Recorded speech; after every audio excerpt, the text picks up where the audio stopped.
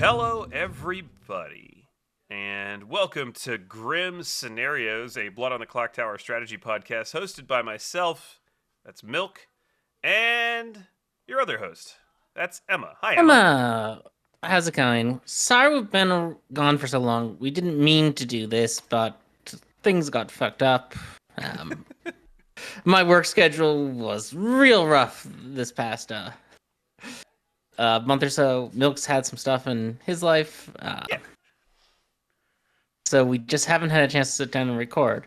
So for our first time back in what feels like ages, we naturally decided it would make most sense to do something we've never done before just to see how it would work out, instead of sticking to our normal stuff. That made sense. Format change! We're gonna do a tier list. That's why you don't see our beautiful faces. We're gonna do something a little different because tier lists for Clocktower characters, of course, have been done before. Um, Navian and Alejo have a fantastic one for their Script Notes podcast, and of course, Off Meta did a whole series of tier list videos way in the way back. But we thought we would do them in our style and with a little different twist. Emma, do you wanna sort of give them the rundown? Yeah, so we're gonna go character category by character category. We're gonna start with the minions because minions, they're fun. Everyone loves minions. Mm-hmm. And we're just gonna talk about these characters. Basically, we're gonna tier them A to S to D based off whether they're strategically interesting, primarily for players, a little bit for storytellers. The choices the players, whether they give choices to players, whether they're flexible, whether they're interesting for players, and of course also whether they're fun. Like if characters just aren't fun, they're gonna have a lower tier than if they're super fun. Yeah. And like to a small lesser, we'll also talk a little bit about their balance and whether they're good for scripts and good for storytellers. And we're gonna use all this together to get us to figure out where we think they go on the tier list. Yes, and because we are obviously the foremost Blood on the Clocktower experts in the world, this will be the tier list that that everyone should reference in all of their future conversations about any characters in Blood on the Clocktower, at least up to the point that these have been released. Exactly. Like obviously, that's correct. I think we all agree about that. This will be the objectively correct tier list. Yeah, the of course, yes, the objectively correct, strategic focused, but also fun and balance tier list. Okay, well, we're going to start off with minions, as Emma mentioned, because minions are great, and we're just going to go alphabetically because that's the order that they're in on this tier maker. And yeah, and I've sorted them alphabetically on my end. I think we're capturing Milk's screen, not mine, so that doesn't matter as much. But I've got all the minions pulled to the top, so I know where they all are.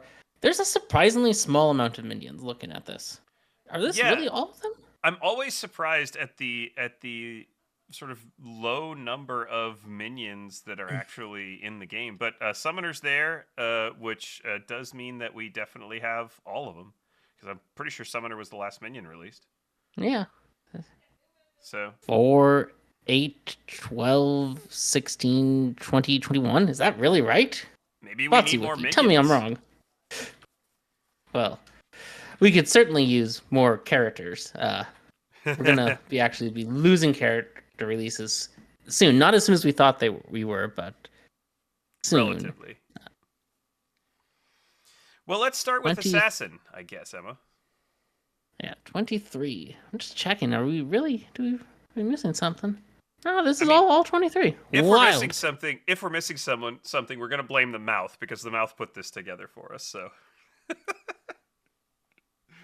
No. I have another list to double check to make sure we have everything. So the Assassin, yes. The Assassin. Classic BMR minion. Milk, how do you feel about the Assassin?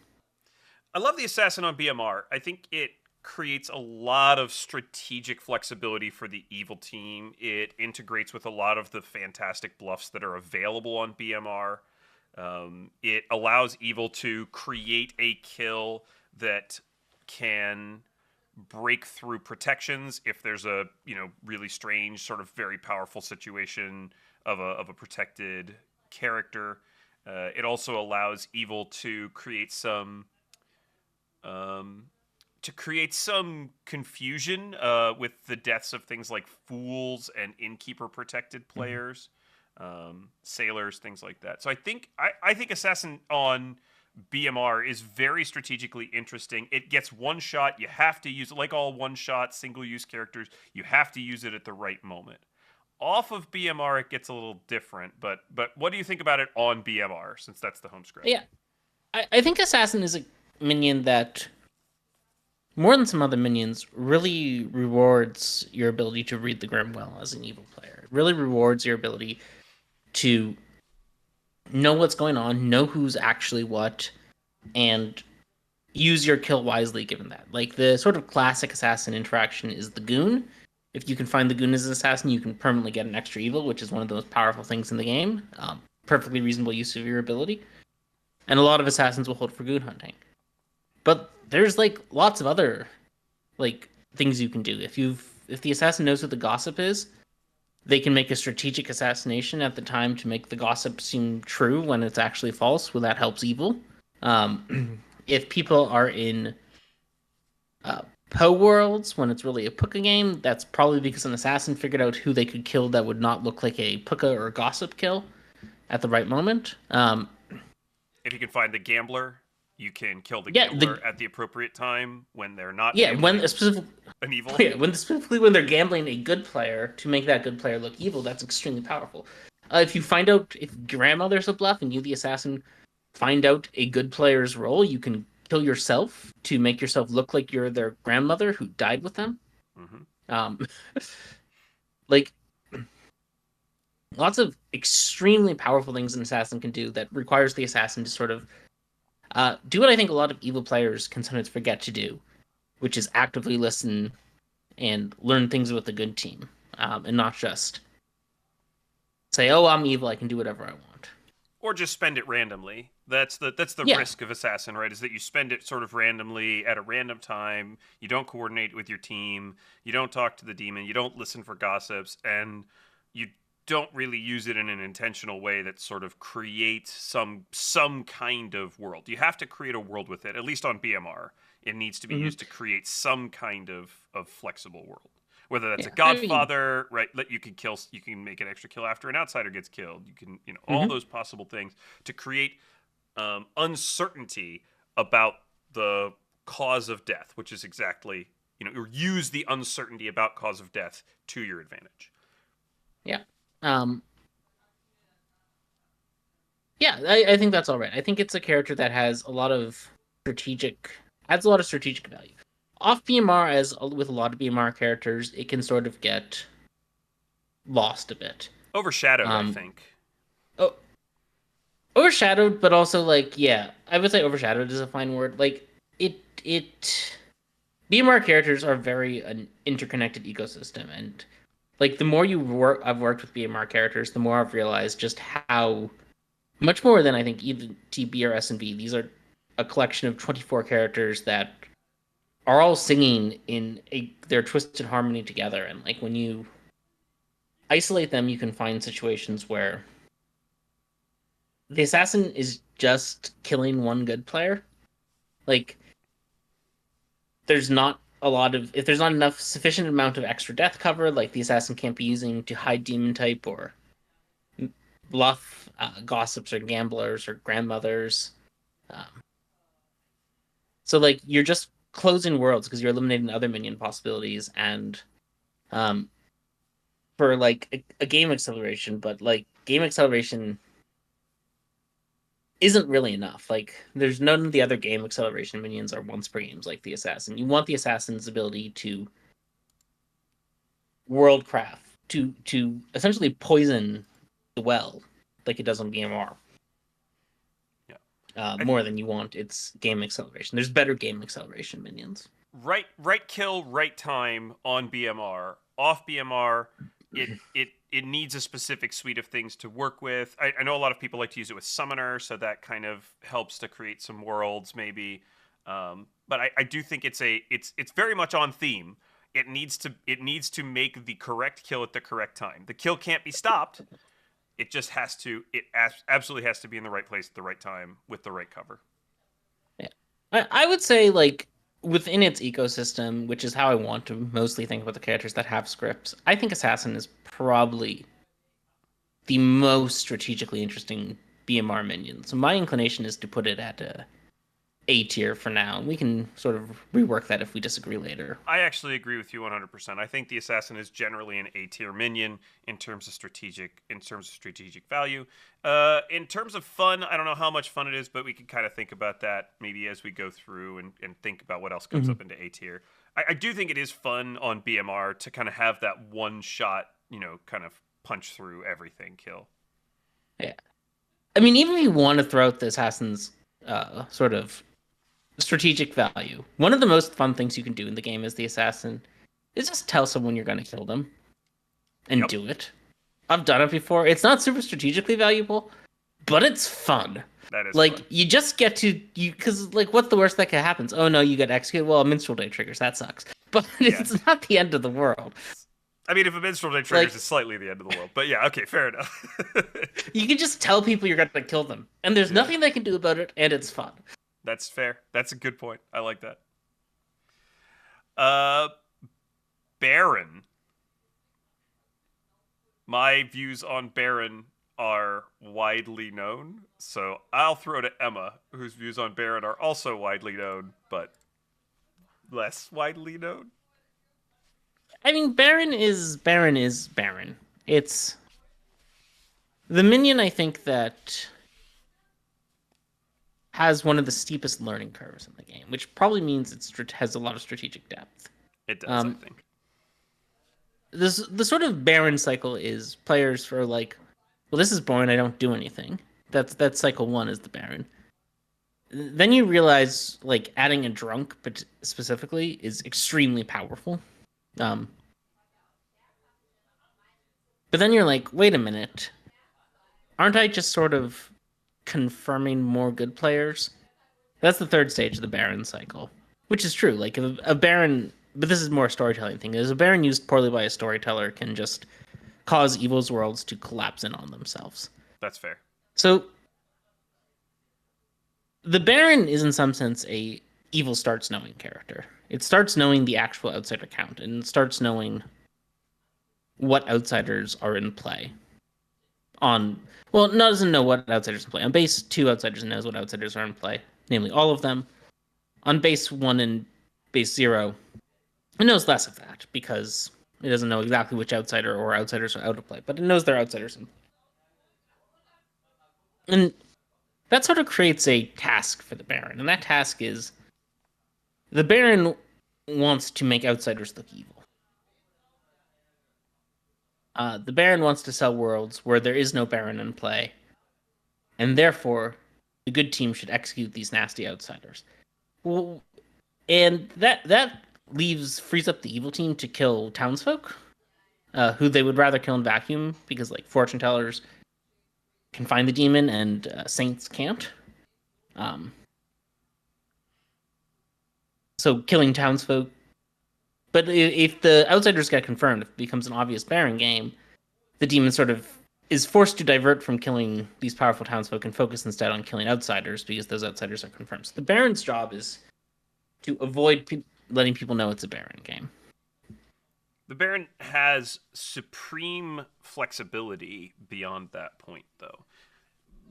The Scarlet Woman generally needs to be at least somewhat trusted by town. The Poisoner has an ability that evil doesn't want to lose early, which makes it a little bit. It makes it a little bit precious in some senses. The Spy can be thrown away more easily, but they often look good because of their ability to register as good. So the Baron has the flexibility to do things like nominate a virgin, get into a double claim, just hard double claim a role and make a good player look good. Take a risky bluff like bluff virgin, or take a bluff like investigator and point at an outsider as evil, as a minion. Usually not as the Baron, preferably, but you could do that if you want. So I think that Baron is really strategically interesting just because it creates a lot of space for you to do a lot of different and interesting things. The weakness of Baron is the lack of direction, right? Like there's a lack of strategic direction that Baron has outside of make outsiders look evil because you put them in the game. So Mhm. the ability itself gives you your strategic direction. The ability itself gives you a direction to go. The lack of sort of the sort of starts knowing slash setup effect of the Baron is what makes it flexible to the evil team's Mhm. needs. Yeah. Now, something like that occurs to a lot of players as the Baron is to double claim an outsider. Think Not a about good what your idea. basic outsider count is before you do that. You Yeah. don't really want to do that on base two, because sure you've cast out on one outsider, but you've basically confirmed the other three by double claiming them. Yep. On base one, though, it's a little different. On base one, you've essentially created a noble ping with you and the other two face-up outsiders who are in play if you've successfully found the out-of-play outsider. And if you find the in-play outsider, um, you've created a hard conflict there, which is good. Um, Especially if the other in-play outsider is the drunk. Now you're hiding it's a Baron game and creating direct conflict with a good player, which is one of the most powerful things a minion can do. So, as a Baron, just before you start double claiming outsiders, think about what the base outsider count is, and whether double claiming outsiders advances or hinders your task of hiding that it's a Baron game. Strategically, a highly valuable, a highly interesting minion. A minion that could be a lot of fun. A minion you could do a ton of different things with. Certainly A tier, maybe S tier. Oh yeah, I would put Baron as easily an S tier minion. It has I some think that's script writing restrictions. It doesn't play well without hidden outsiders. You can't really have a Baron with a full face-up outsider script. It doesn't necessarily play well with all demons. It doesn't necessarily play well with other outsider modifiers. It doesn't work great with Kazali or Lord of Typhon because of the weirdness of adding their ability to add a questionable number of outsiders. Yeah. But I think since we're not doing the script building tier list, like my script building issues with Baron are more muted. I think we can just think of it as assuming you've gotten a good solid Baron script, like TB. It's a character that really rewards strategy, which is what we care about here. Best character in Blood on the Clocktower. It's Boom. a character in Blood on the Clocktower. Boomdandy. So, Milk, I'm gonna want to hear your take first before I say what I have to say about Boomdandy. I don't know how strategically interesting Boomdandy is at first glance. I do think there are strategic layers to Boomdandy. The problem with it comes when you get killed, and my feelings are often that the Boomdandy can die at certain points in the game where it doesn't benefit the evil team. Yeah.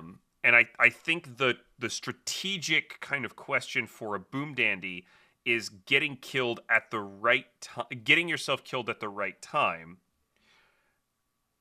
The alternative thought about Boomdandy is it's useful on script for things that are not the Boomdandy but are evil to make themselves look like they might be the Boomdandy early on.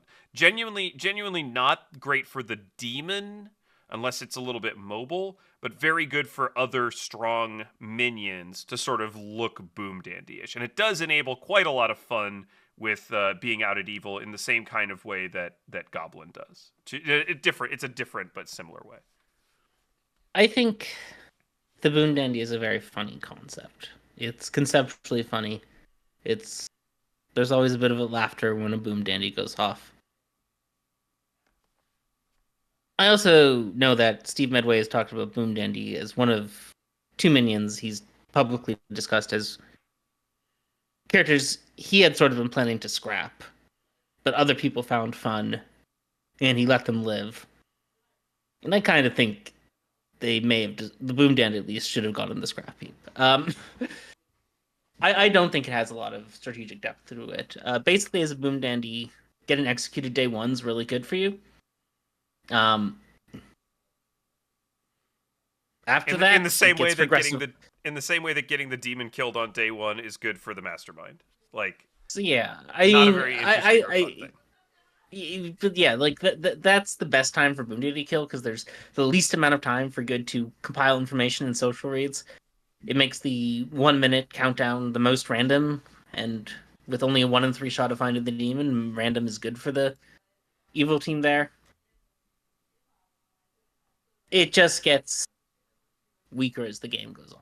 Boomdandy is the minion I've most often finding myself needing to kill as a demon. Not in socials, but just mechanically they need to die because them going off would be actively bad for my team. And that's sort of like not interesting. Like the concept of like, oh, here's a mechanical minion who I sort of need to kill because I can't let them be proven is there's some strategic depth there, but it's not a lot. And like if a Boomdandy gets like the Boomdandy even allows for the good team to take 2 shots at the demon in final four if they have 2 demon candidates left. One of them they think might be the Boomdandy. They can just blow up the Boomdandy in final four. Sordo doesn't even get agency there. Like it's just the other 3 people are left alive, and then they point at their other candidate. Like, and that's particularly bad because demons often your best frame is going to be a minion, and so just taking a minion out of the equation, as a demon candidate is rough. So like, for me, as a strategic thing, this is a D-tier minion. I agree. I find it very hard to make use of in interesting ways when I'm evil with a Boomdandy on my team. I find it hard to be interesting when I'm the Boomdandy. Like, you go for that day one explosion, and then after that, you just sort of have to hope no one realizes how eager you were to die day one. Yeah.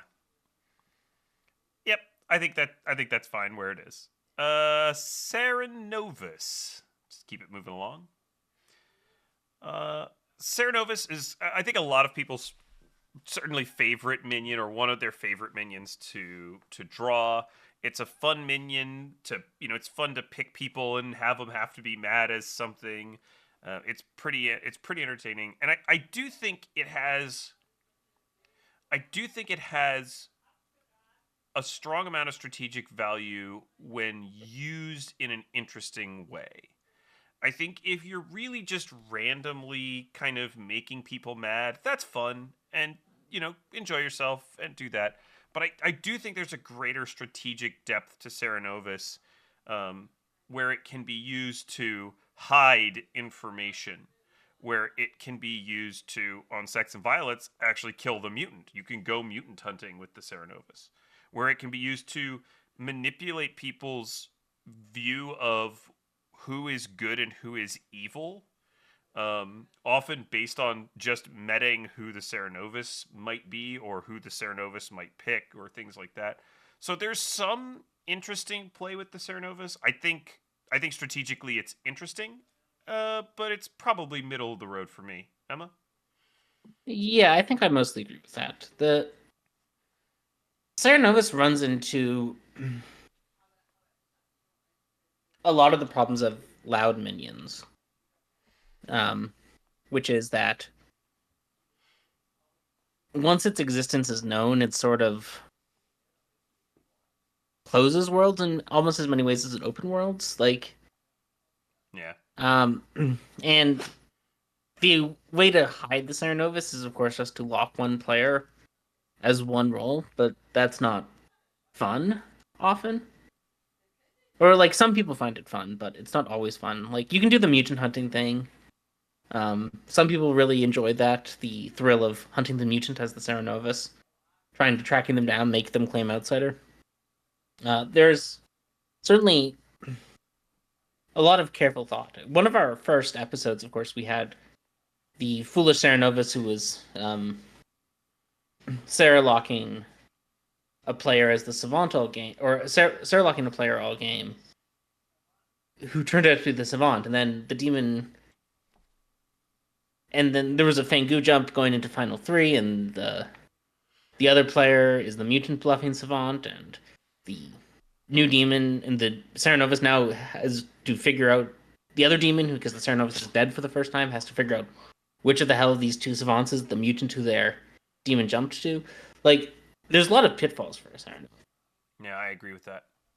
But ultimately, I think it's like strategic depth is sort of hard capped by the fact that minions, like that once it's relatively easy to play around for the good team, and like the options of avoiding letting the good team play around it tend to be on the less fun side. I think it's solid B tier for me. I agree. Middle of the road. It has some utility, but its vulnerabilities tend to hamper it. Devil's Advocate. Think it's your turn to go first this time, Emma. Sure. The DA is another one of those BMR characters and BMR minions, and like other BMR characters and BMR minions, I tend to have a joke with BMR characters when people talk about them in script writing, where it's like each of the BMR, when a BMR character is being hard to put on a custom script, all the other BMR characters look around nervously, hoping it's not them this time.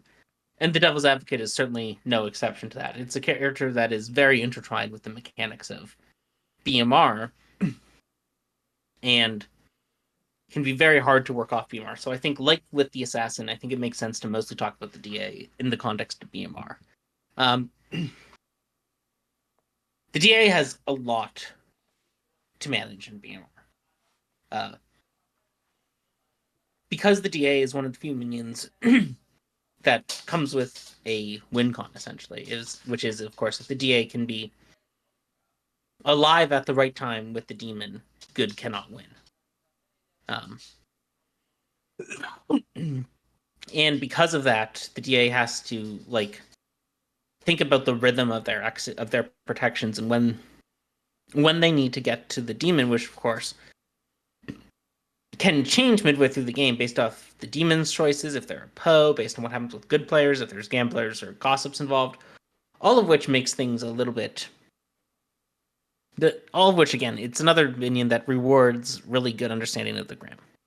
The DA also has to have a good understanding of their group meta. If it's a group meta that's really into double tapping, anytime someone's saved from execution, the DA needs to understand that and probably not protect their demon early, because then their demon will just get double tapped and the game will be over. The DA, if it's a group that's less into double tapping, if they're going to be more trusting an early save is a pacifist, for example, the DA has a little more flexibility to just try to save good evil players and make them look like pacifist saves. I think the DA is a fascinating minion, is what I'm getting. It's also a minion that enables Zombuls to kill, which is super cool. Like, if the DA can, in a Zombul game, can figure out who the good team's likely to execute the next day, the DA can enable a Zombul kill nightly, which is much more powerful for hiding a Zombul than, Assassins or Godfathers, which frequently go in Zombul games to help with that kill prevention. But the DA is much better at that for the Zombul. Yeah, I would say the DA is somewhat equivalent in my mind to Cerenovus, which we just talked about, in the sense that its vulnerability comes from its loudness, right? If you protect a demon on day one and then they get targeted and town gets happy on tapping somebody again, they're going to go for him 2 days in a row and you're in trouble. Obviously, there's Mastermind and other things on BMR that can kind of make that work a little bit better. But I think fundamentally there's a lot of choices with the DA, and choice generally leads to a strategically interesting character. The DA's got the ability to fake a lot of different characters on the script. In general, you would rather have somebody else doing the faking and the DA doing the protecting. But you can fake a lot of effects that are happening on BMR, and that's pretty important in that context. Outside of BMR, which Emma didn't touch on that too much. Outside of BMR, it struggles again, as Emma said, because of needing to have that BMR suite of protections, of no deaths, of no executions. I I've seen in the past one or two scripts that try to go with DA just as a sort of solo execution protector, maybe in games with some more vulnerable demons. I just don't think it works that great outside of the context of BMR. So I would just bump it down slightly in its general strategic interest, just because it's a little bit weaker in terms of the broader scope of characters. That's fair. I was going to argue for DA to be in S tier because I think it is one of the most strategically in-depth characters, minions. But I think you're right about its lack of. It gets exponentially less interesting off BMR. And I think for that reason, I think A is a better spot for it in my mind. The other thing I would just say, and just one final thought about DA, is that with DA, I often feel like I am obligated to do certain things, especially toward the mid and late game. And what I said earlier is when you have lots of choices, a character becomes strategically interesting. I think as your choices narrow somewhat, the character becomes less strategically interesting. And so I think DA is more interesting early and mid game than it is late game. Not to say, Yeah. It's just trying. I mean, in the late game, it just wants to protect its demon on the day that it's gonna. Yeah, in the late game, it Yeah, wants yeah. to get the win con, which Yeah. I'm not gonna fault characters for wanting to win the game. No. And and certainly not to say that in any way. Just that it becomes a little bit more obligatory for what you're gonna do. So your choice comes much earlier in the game. Anyway, I think A tier's right. Evil Twin. Oh baby, Evil Twin. This is going to be probably one of the harder minions to think about in terms of how it can be used strategically, not because it's not because of itself, but because it inherently depends on what you get what you get twinned with in some sense. Your strategy is going to have to be very flexible because you're going to have to adapt. You're only going to have a couple of minutes to adapt and think about what you're going to do as the storyteller comes and tells you who your twin is and what their role is. It also is going to depend on your group somewhat in terms of how they feel about Evil Twin as a role. I love it. I think it's a really fun character. It's going to depend on the other person in your twin pair and what they kind of want in terms of interaction.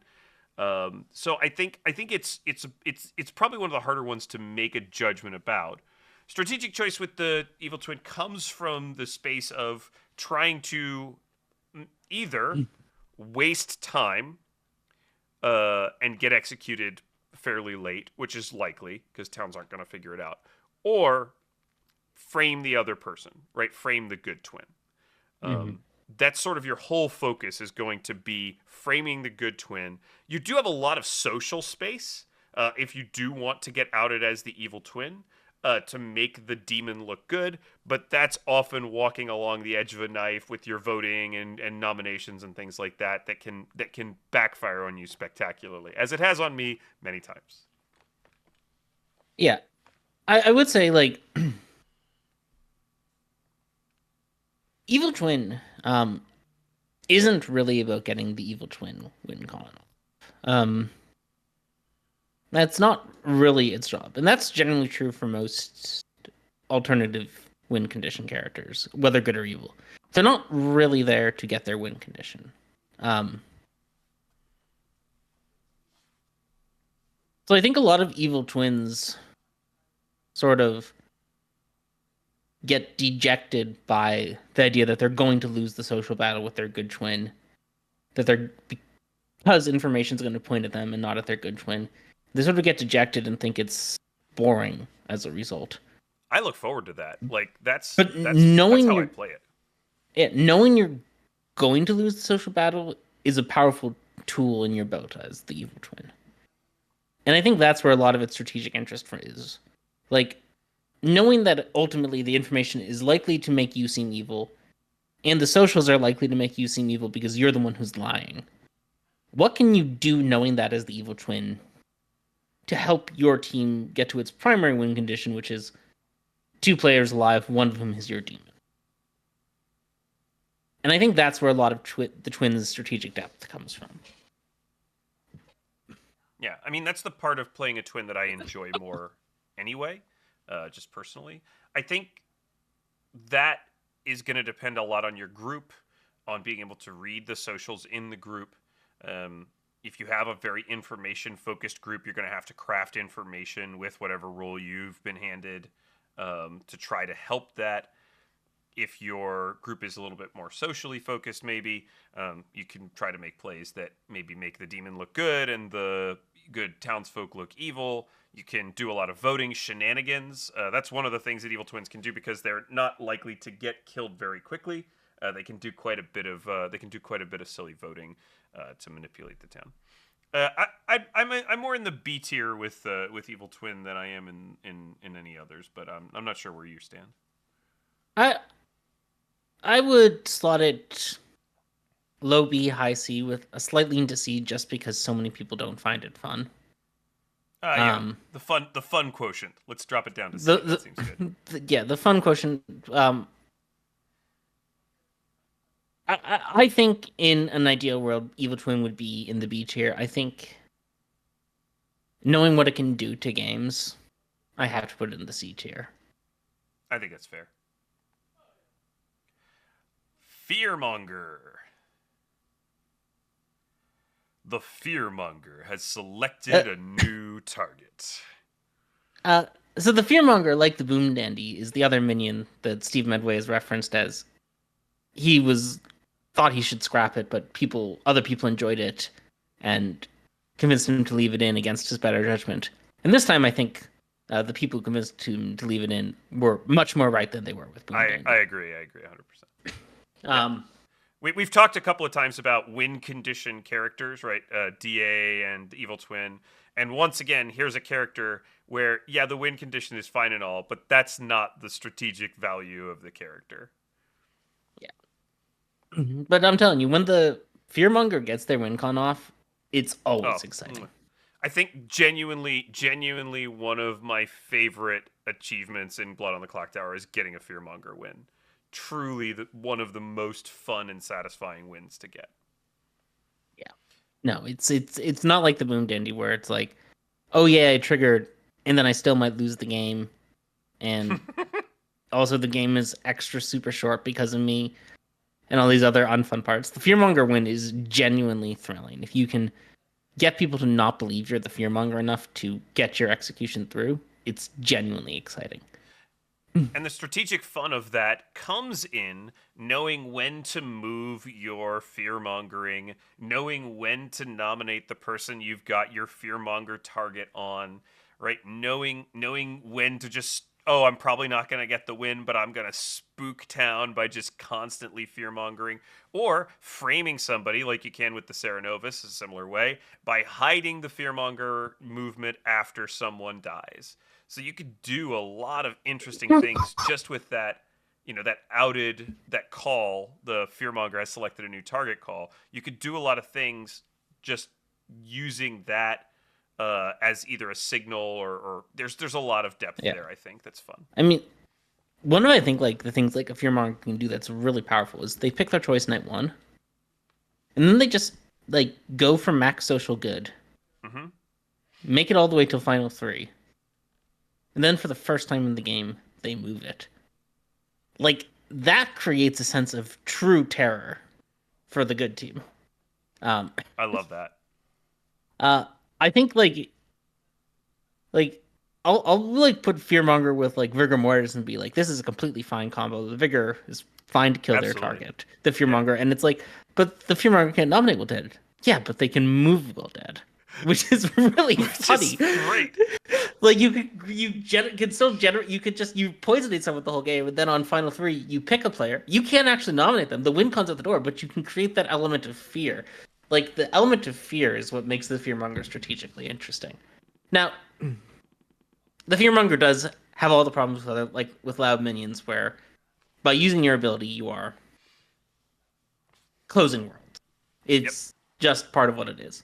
And you don't have a choice with Fearmonger. Cerenovus could hide it, right? Widow can self-poison. Fearmonger just has to be outed immediately. So for me, I'm leaning to slotting it into B, probably a little bit behind the Cerenovus. Yep, I think that's probably. I think it's fun and interesting, but I think it's forced into a bit of a sandbox. I think that's just about right. It's very much like the Cerenovus in its loudness, and it has some interesting social and interactive play. Well, Emma, it's Goblin. I mean, obviously, this one's just going straight to the top of S tier. We all know this. It's the best minion in the game. What do we even really need to talk about here? It's just look at it. It's up there. It's smiling at us. It's happy that we've talked about it. All right, we should move on, right? We're done. We're done with Goblin. Okay, well, I should justify my views. We should probably talk about it a little bit. Goblin lets you do so much. Sometimes I'll see people be like, the threat of Goblin is it just being on the script, it actually being in play doesn't really help it, and that's wrong. It's so powerful, like, and that doesn't mean, and it's not just powerful. Like the ability to like force good to leave evil players, I think evil alive is strong, but also the power to like not claim Goblin when people suspect it's a Goblin game when you're the Goblin is also strong, because then the Goblin remains around for your demon to use later in the game. Oh yeah. Like there's games I've won by letting myself be executed as the Goblin. It's the choice of when and how and why you should claim, whether you are the Goblin or not, is so unique to each and every game. Like every Goblin game is different. And I truly, without a drop of arrogance, think I am the best Goblin player in the world. I think I am much more likely to get Goblin wins than anyone else. I am just good at it. I mean, I'll buy that. I also think the other half of Goblin play is quite fun.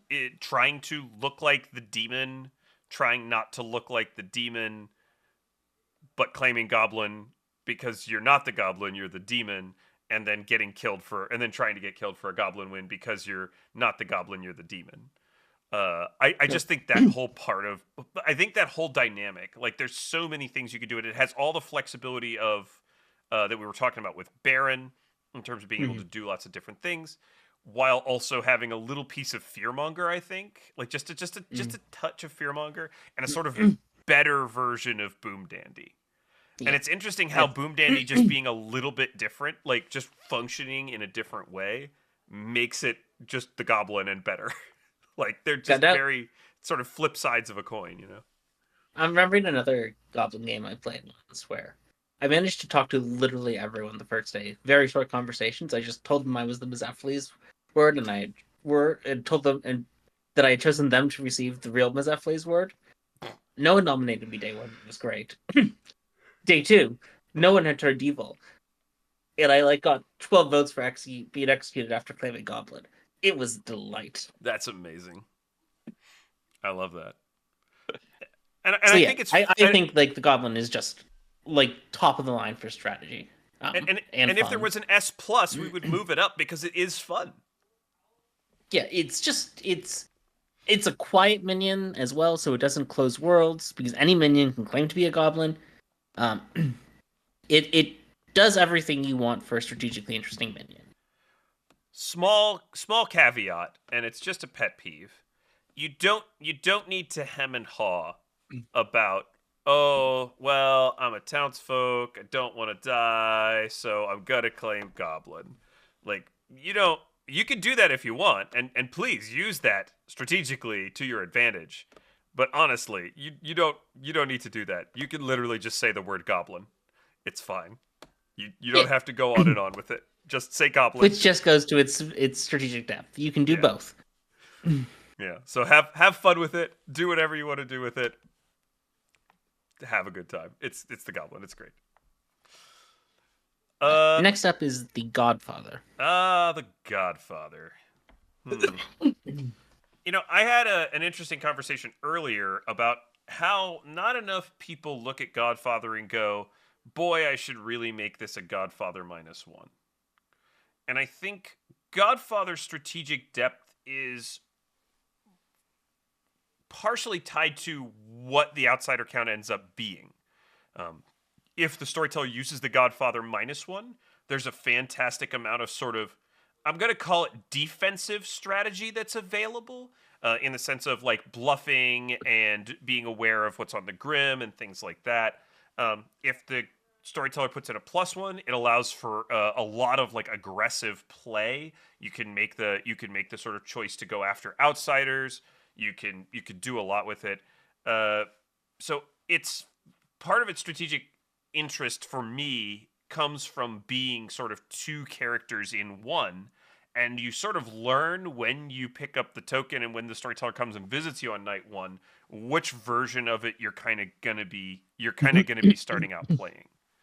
I love the idea. I've never managed to do it. I love the idea of a Godfather -1 giving 2 outsider bluffs to the demon and the other minion, and just writing that to a as a Godfather +1, basically faking a Godfather +1. I've never seen it, I don't think, but I think it's a really interesting thing to try. So I think there's a lot of strategic interest in Godfather. It does have a loud minion quality, but again, on BMR, that's hidden somewhat. Yeah. Like all BMR minions, and frankly, most BMR characters, it's really a character that needs the entire BMR ecosystem to function appropriately. Off BMR, it gets a lot more dulled most of the time. For me, it's the least interesting of the 3 BMR minions we talked to. I think it has less to do than Assassin or DA. It doesn't have the same level of flexibility in Assassin in choosing when it kills. It's not quite as well rewarded for reading the Grim correctly because it doesn't get to choose when it kills. But it does have that extra aspect of how do you make use of the knowledge, which I think keeps it out of C tier for me. Yep, I agree. It goes nicely into B tier. The thing I mentioned earlier about it sort of having 2 sides, the downside of having 2 sides, of course, is you only get one of those 2 sides. And so you can't gain the benefit of both halves. Yeah. Also, if you learn there's 3 outsiders in play, understand that bluffing the 4th evil, the 4th outsider is not really generally something that advances the end goal when conditions for your team. Yeah, it's not going to be super helpful. I've never seen that actually work out well. So no, I've rarely ever seen it. I think that's enough for Godfather. Harpy. Now we have new Harpy, which is a little different from old Harpy. I do think old Harpy was more strategically limited just because it had to cause 2 deaths in a fairly predictable way. I think new Harpy is more interesting because it can cause 1 or 2 deaths. I know you have a big love of using Harpy to try to fake psychopath as an interesting interaction, at least. Yeah, I think Harpy's ability to fake other daytime killers is new Harpy. Old Harpy couldn't do this because of the required double kill. I think new Harpy's ability to fake other daytime killers, whether they be psychopath, whether they be witch, whether they be Yagababa, whether they be Slayer, creates more interesting functions for it. That said, it has all of those problems that we talked about with loud minions, with Cerenovus and Fearmonger, and it's it's a little bit difficult because I think storytellers, even still a few months later, are having trouble figuring out what exactly is a Harpy madness break and what is not, and where to draw the line with have they been mad that someone is evil or have they not been mad that someone is evil. It's such a difficult to parse sort of concept Yeah. that if someone just says, "Oh, I think this person is evil," is that sufficient Harpy madness? Well, by what's written on the token. Yeah, kinda. Sort of. I mean, you have to be making a meaningful attempt to try to convince town that the player is evil. Yeah. Madness rolls are, at the end of the day, misinformation. If you're not spreading the misinformation effectively, the storyteller's well within their rights to consider you breaking. The bigger problem is that Harpy madness is kind of easy to comply with. Like, Yeah. Cerenovus madness can be tough. If it's day 4 of a game and you're now the savant and you have to spend your day coming up with 4 pieces of believable savant information, and you want to try to craft that savant information to support the world you want to support, you're gonna have a tricky time there as the not savant who's doing that. If you just have to say a player is evil, you can just say they're evil and move on. Like, it's so much easier for good players to work around than even Cerenovus, which again isn't the hardest minion to work around. Yeah. For me, like, these are sort of. I don't know if we need to move it all the way down to the Boomdandy D tier, It's in C but I tier think for it me. goes in C and below Evil Twin for sure. Yeah, I think that's right. It has the weaknesses of a lot of other characters. The benefits are hard to find. Oh, where are we up? What are we up to here? Oh, We've we're up. done 10 of the 23 minions in, I think, about 45 to 50 minutes of recording. Yep. So we're probably gonna have to split this into multiple episodes. It is going to be multiple episodes, but we let's can do do, I two think, more. We do the M's. 2 or 3 more minions. We'll finish. Yeah. Let's finish the M minions, and then we'll see where we are and whether we want to push through all the minions in this one episode. Probably not, but Probably not. Marionette. The Marionette. One of the tricky things here is going to be asking who is strategizing with the Marionette. Because the Marionette themselves, of course, there might be strategy involved. One of my favorite things to do as the Marionette, if I'm told that I'm the Marionette, is to give away my role. Is to give my role back to the demon and take a different bluff or just claim something else entirely.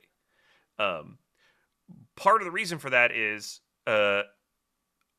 people in double claims are unlikely to be marionettes, and so it makes my demon, whoever's sitting next to me, look less like the demon in a marionette game.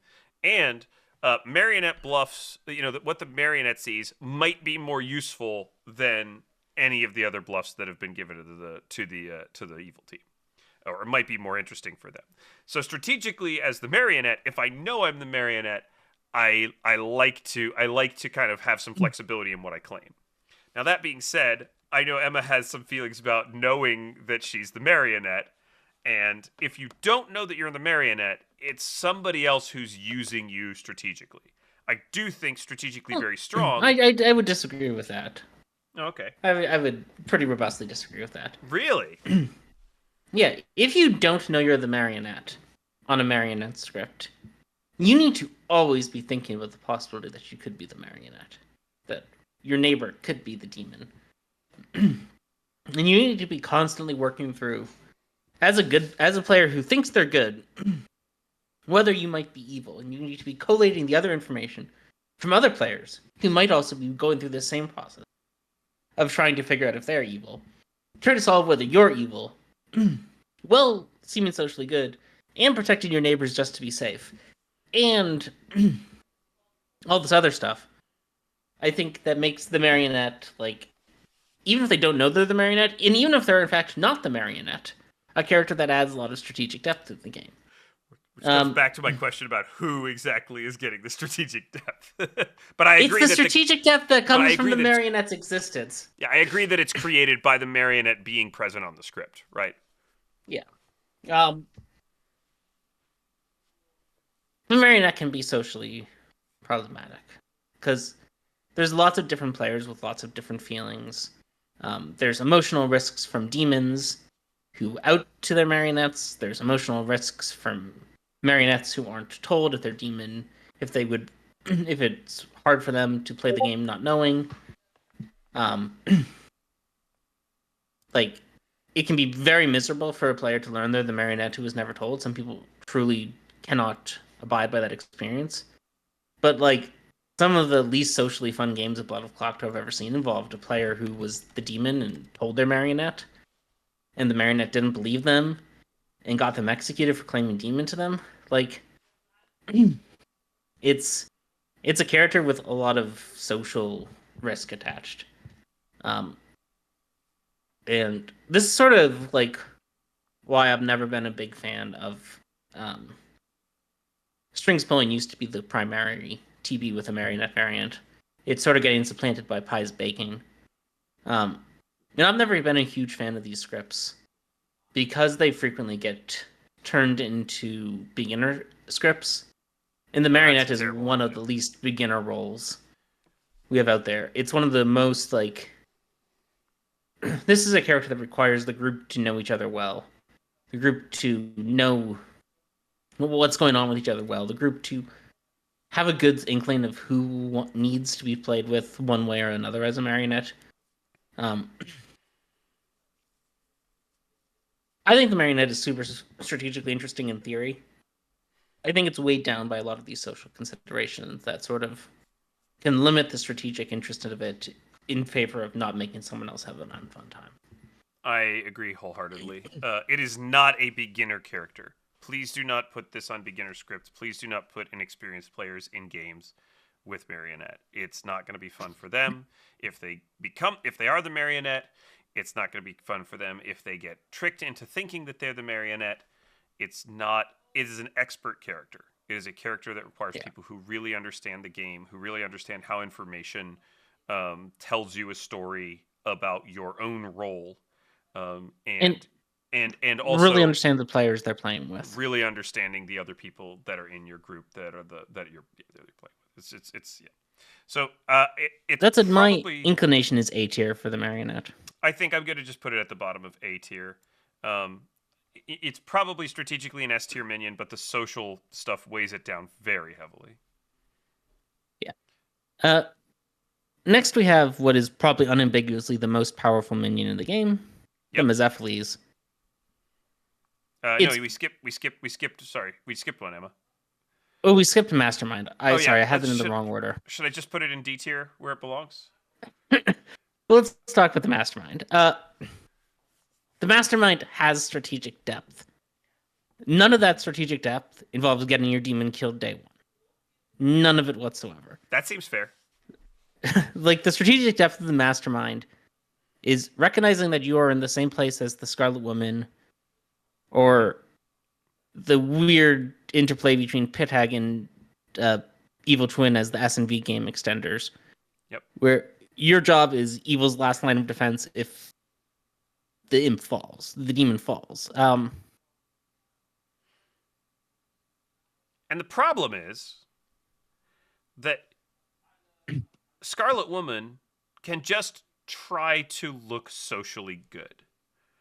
And that can keep the Scarlet Woman alive.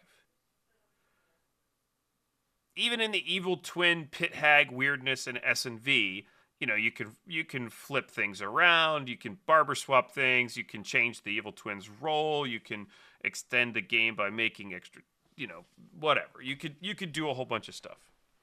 The problem is that the Mastermind has almost no agency to prevent the good team from doing the thing that it is obvious that they should do in the situation where they do it. The Mastermind has to somehow create a world where when there is no kill, the good team's best option isn't just double tapping the demon.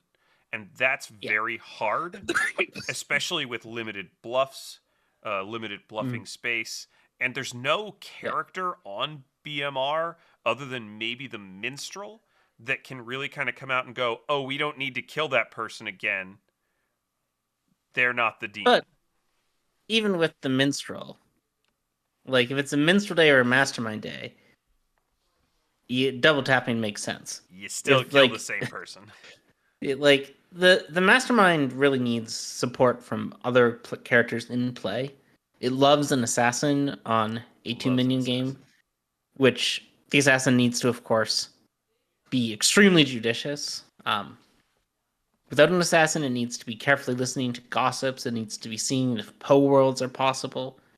It needs like reasons to make things not seem like a mastermind day.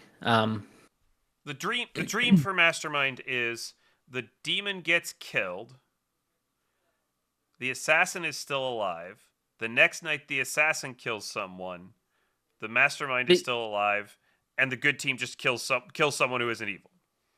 And frequently, like, the assassin kills themselves is the dream for the Mastermind, because then there's one less person who's evil who might get who looks like a good execution the next day. Yep. That's a great choice. But that's again more in the assassin strategy. The Mastermind, one of the most important things for it strategically is knowing when to let go of the win con. Yeah. If it's 5 players alive, the assassin's dead, the gossip's dead, it's time for you to stop voting on your demon to get your win con. It's time for you to give it up. Looking like the demon. It's time for you to give it up and just be an evil player without an ability, which can be very hard for some players to get to. So D tier. I do think the Mastermind has strategic depth, so I can't put it in D tier with the Boomdandy. But I really don't like it. We put it at the bottom of C tier? Yeah. Okay, bottom of C tier. Is the bottom of the left or the right? I suddenly realized I think the bottom is the left, right? I think the bottom is the right. Great. I'm just going to flip these around a little bit because I think I've been doing this wrong. Probably that goes there, and the Marionette goes over here. Something like that.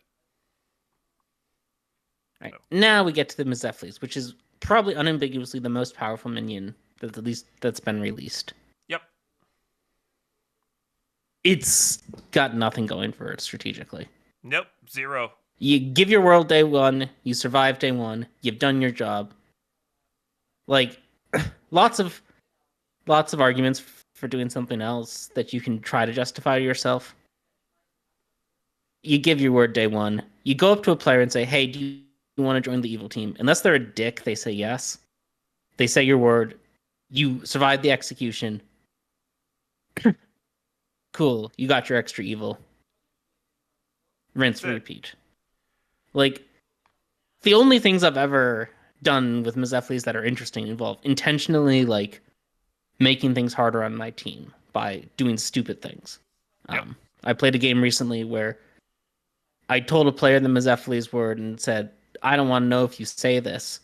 They then got another good player to say it, and then I had to spend the next day running around trying to find the good player who said the Mez word for me. That was fun. It was interesting. It was the first Mez game I've played in a long time where I wasn't like, this isn't dull. But, like, would it have just helped my team more if I'd gone to someone and gotten them to say the Mez word day 1 and had that in the bag? Yes. Maybe there's some strategic value in, like, knowing when to hold it. Like, maybe it's okay to, like, hold it to try to find, like, a better person to Mez turn or something, but objectively, you just give the word to somebody and get an extra evil. Like, that's your job. I'm not even sure if it's that interesting because, like, there's demons, there's Typhon now that just makes an extra evil. There's Fangu that just makes an extra evil, and they make extra evils in more interesting ways. So I put it in D tier. I put it above Boomdandy for you. That's where I was going with this. Is I wanted to make clear this isn't a power ranking. No, it's Mez is the most powerful minion in Blood on the Clocktower. Yeah. Bar none. It's strategically super dull. Yeah, it's just not very interesting. It goes down in D tier. For sure. All right, Emma, we've ranked 13 characters out of the 23 minions. I think we've probably done a pretty decent job with these.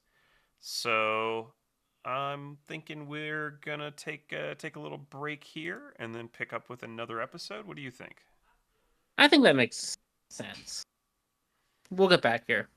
There's Yeah. gonna be I'm gonna give you a preview. I'm gonna be telling people that the psychopath is not the minion for thinking that much. It's the minion for killing a lot. But we can get to that on Minions Part 2, which will come out sometime after Minions Part. And we'll keep them in an order, and we'll keep this tier list prepared for the next time. Until then, may your scenarios stay grim.